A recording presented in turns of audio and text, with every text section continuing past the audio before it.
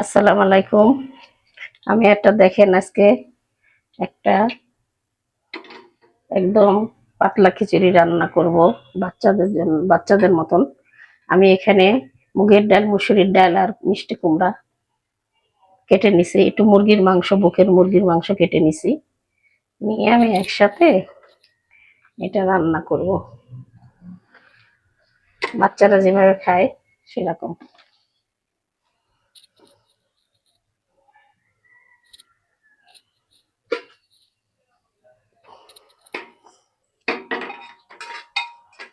আমি একটা এলাচ আর দুইটা দারচিনি দিয়ে দিছি, আর একটা তেজপাতা প্রেসার কুকারের মধ্যে। এটা একদম নরম করে রান্না করবো তো, যার জন্য প্রেসার কুকারে চড়াচ্ছি, একদম লেটকা মতন হবে।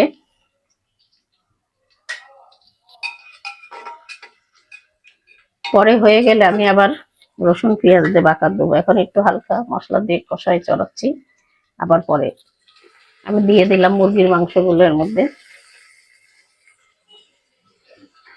যেহেতু আমি আরেকবার বাকার দিব, এই জন্য পেঁয়াজটা আর বেশি ভাজলাম না।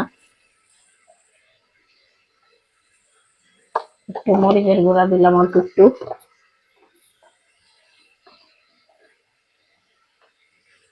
একটু জিরার গুঁড়া দিলাম,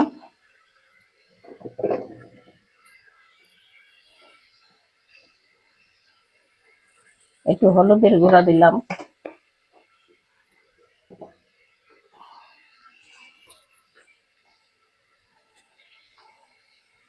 একটু লবণ দিলাম, স্বাদ মতন লবণ দিলাম। এখন আমি আদা রসুন বাটা দিব, দিয়ে দিলাম আদা রসুন বাটা।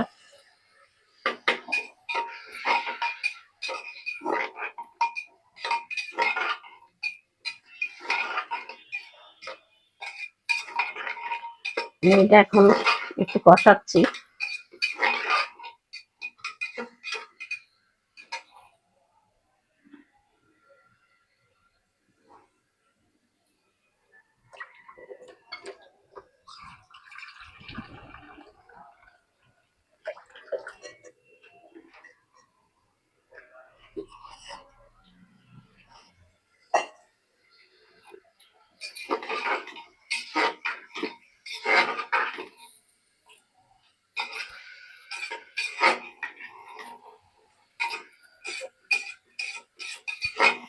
অসুস্থ রোগীর মতন রান্না করছি, বাচ্চারাও খেতে পারবে, বড়রাও খেতে পারবে। আমি এখন দিয়ে দিই চাল ধোয়া গুলো, মুগের ডাল, মুসুরির ডাল আর মিষ্টি কুমড়া একসাথে দিয়ে রাখছি। আমি এখন দিয়ে দিলাম এগুলো।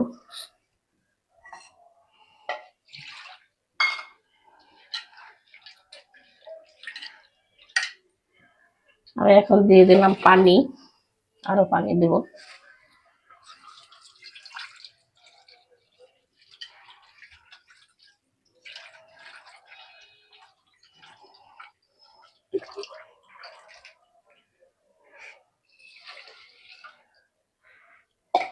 দিয়ে দিলাম পানি।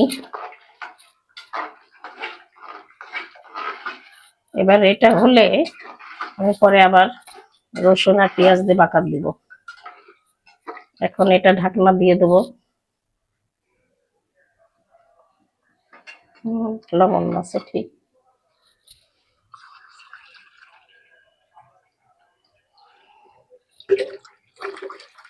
আমি একটু আর একটু পানি দিচ্ছি, যেহেতু আমি মেলা বানাবো। এখন আমি ঢাকনা দিয়ে ঢেকে দিই।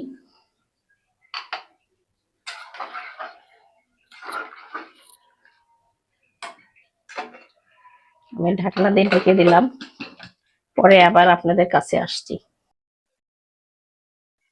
আমার সেই খিচুড়িটা দেখেন হয়ে গেছে মুরগির মাংস দিয়ে। এই যে, তা আমি আর বাকার দেখাতে পাইনি, এখানেই এটাই দেখালাম। আমি আজকের মতন এখানেই শেষ করলাম। আল্লাহ হাফেজ।